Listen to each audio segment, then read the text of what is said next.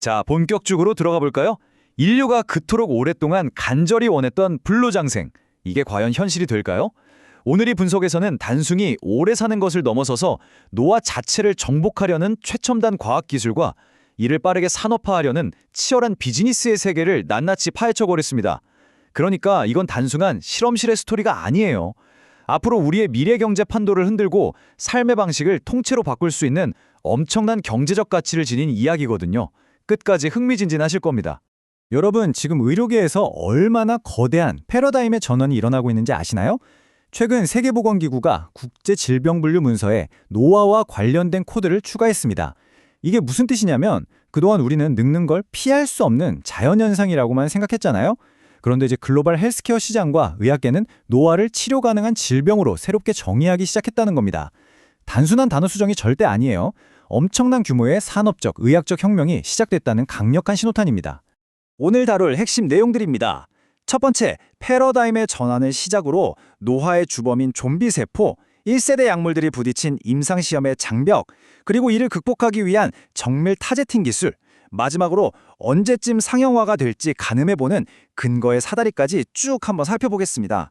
과장된 헛소문은 걷어내고 진짜 현실적인 상용화의 길을 따라가 보죠. 자, 그럼 첫 번째 파트, 패러다임의 전환부터 바로 시작하겠습니다. 영노화 기술, 이게 어느 날 갑자기 툭 튀어나온 유행이 아닙니다.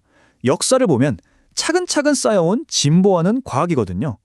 1935년에 먹이를 줄인 쥐가 더 오래 산다는 고전적인 연구에서 출발해서 1961년에는 세포가 무한히 분열하지 않는다는 헤이플릭 한계가 발견됩니다. 그러다가 2006년에 세포의 시간을 아예 되돌려버리는 놀라운 야마나카 인자가 등장하고 마침내 2011년 노화세포를 제거했더니 쥐의 수명이 확 연장되는 세노레틱스의 혁신적인 결과가 발표된 거죠. 여기서 우리가 꼭 짚고 넘어가야 할 아주 중요한 개념이 나옵니다. 바로 수명 연장과 건강 수명 연장의 차이입니다. 여러분, 단순히 병상에 누워서 아픈 채로 숨만 붙어 있는 거, 그거 우리가 원하는 게 아니잖아요? 이 혁신적인 바이오 산업이 창출하려는 진짜 경제적 가치, 그 핵심 목표는 바로 건강 수명에 있습니다. 100세, 120세가 되더라도 50대 때의 활력과 신체 능력을 그대로 유지하는 것. 이게 바로 이 영노화 시장이 폭발적으로 커질 수밖에 없는 진짜 이유입니다. 당연히 이런 어마어마한 경제적 가치를 돈 냄새를 귀신같이 맡는 투자자들이 가만둘 리 없겠죠. 제프 베이조스나 피터 틸 같은 실리콘밸리의 억만장자들이 막대한 자본을 말 그대로 쏟아붓고 있습니다. 유니티 바이오테크놀로지 같은 야심찬 기업들이 출범하면서 영노화는 이제 공상과학 영화의 소재를 넘어서 수십억 달러가 오가는 거대한 글로벌 산업 경쟁으로 탈바꿈했습니다. 이렇게 막대한 자본이 밀어붙이고 있으니 기술의 상용화 시기도 훨씬 앞당겨지고 있는 거죠. 이제 두 번째 핵심, 이 모든 문제의 원흉인 좀비세포 이야기로 넘어가 보겠습니다. 자, 여기서 진짜 흥미로운 메커니즘 하나 설명해 드릴게요. 다들 운동화끈 끝에 씌워져 있는 플라스틱 캡 아시죠? 우리 DNA 끝에도 텔로미어라는 아주 똑같은 역할을 하는 보호캡이 있습니다. 근데 세포가 분열할 때마다 이 캡이 닳아 없어지거든요. 한계치까지 다 닳으면 정상적인 세포는 알아서 자살 스위치를 켜고 깔끔하게 사라져야 합니다. 그런데 이걸 거부하고 죽지도 않으면서 끈질기게 버티는 녀석들이 생깁니다. 과학자들은 이 골칫거리들을 바로 좀비세포라고 부르죠. 근데 이 좀비세포들이 그냥 얌전히 자리만 차지하고 있다면 그나마 다행이게요. 현실은 훨씬 끔찍합니다. 이 녀석들이 스스로를 지키려고 SKP라는 아주 특수한 단백질 방어막을 딱 칩니다. 그리고 그 안전한 곳에 숨어서 주변으로 SASP라고 불리는 온갖 독성 염증 물질들의 칵테일을 마구 뿜어냅니다. 이 만성적인 찌꺼기와 염증들이 주변의 멀쩡한 세포들까지 전부 망가뜨리면서 치매나 암 같은 노인성 질환의 근본 원인이 되는 겁니다. 세 번째 파트, 1세대 약물들과 임상시험이라는 뼈아픈 현실의 장벽에 대해 이야기해보죠. 초창기에 정말 엄청난 기대를 한몸에 받았던 1세대 세노리틱스 약물들, 현실은 어땠을까요? 솔직히 좀 쉽지 않았습니다. 이른바 D 플러스 Q 조합이라고 불리는 약물은 2020년 연구에서 뇌의 신경을 보호하는 절연체인 미엘린을 손상시킬 수도 있다는 뼈아픈 결과가 나왔고요. 막대한 투자를 받았던 유니티 바이오테크놀로지의 약물 역시 임상 이상에서 희망적인 모습을 보였지만 결국 최종 임상 목표를 달성하는 데는 실패하고 말았습니다. 쥐한테 통했던 마법이 복잡한 사람 몸에서는 용량과 안전성이라는 거대한 벽에 부딪힌 거죠. 그래서 이 대목에서 우리가 반드시 명심해야 할 문장이 바로 이겁니다. 실험실에서의 성공이 곧바로 상용화로 이어지지는 않는다. 실험실 패트리 접시 위에서 좀비 세포를 없애는 거랑 아무런 부작용 없이 사람의 병을 고쳐서 막대한 산업적 성과를 내는 건 완전히 다른 차원의 게임이라는 거죠. 임상시험을 통과해서 시장에 나오려면 무차별적인 공격이 아니라 훨씬 더 똑똑하고 정교한 접근이 필요해졌습니다.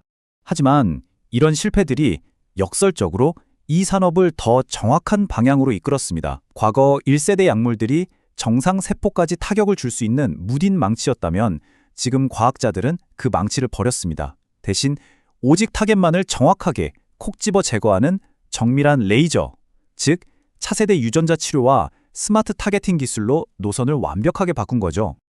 자, 네 번째 파트입니다. 현재 과학자들이 이 정밀한 레이저를 도대체 어떻게 만들고 있는지 구체적으로 살펴볼까요? 전 세계에서 정말 다각도의 기발한 전략들이 쏟아지고 있습니다. 일본 교토대학 팀은 좀비 세포가 특정 에너지 대사에 아주 중독되어 있다는 약점을 노렸습니다. 그 에너지 공급줄만 싹 끊어서 세포를 굶겨 죽이는 전술을 쓴 거죠. 또 아까 잠깐 언급했던 OSKM 임자를 써서 시신경을 다시 젊게 회복시키는 성과도 있었고요.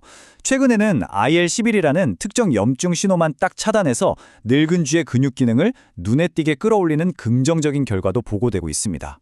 그중에서도 완벽한 정밀 타격의 끝판왕을 보여주는 게 바로 오이신이라는 회사의 기술입니다. 이거 진짜 공상과학 같아요. PLV라는 아주 미세한 나노 입자 안에 DNA 자살 스위치를 넣어서 몸속에 배달을 보냅니다. 놀라운 건요, 이 스위치가 건강한 세포에 들어가면 그냥 가만히 잡니다. 아무 짓도 안 해요. 그런데 좀비 세포 안에 딱 들어가는 순간 활성화되면서 좀비 세포가 스스로 자폭하게 만들어버리는 겁니다. 정말 완벽한 스마트 폭탄이죠. 마지막으로 다섯 번째 파트, 근거의 사다리입니다. 과연 이런 마법 같은 기술들이 언제쯤 우리 일상으로 들어올 수 있을까요? 이 기술들이 언제쯤 산업화가 될지 상용화 시기를 가늠하려면 바로 이 근거의 사다리를 봐야 합니다. 세포 실험에서 효과 좀 봤다고, 쥐 수명 좀 늘렸다고 내일 당장 병원에 가서 맞을 수 있는 게 절대 아니잖아요. 소규모 임상시험을 거치고 대규모 무작위 대조 임상, 그리고 장기적인 안전성 검증이라는 4단계를 무조건 아주 엄격하게 통과해야만 합니다. 마음이 급하다고 이 사다리 단계를 무시하고 훌쩍 건너뛰려는 건 굉장히 위험하고 비과학적인 태도입니다.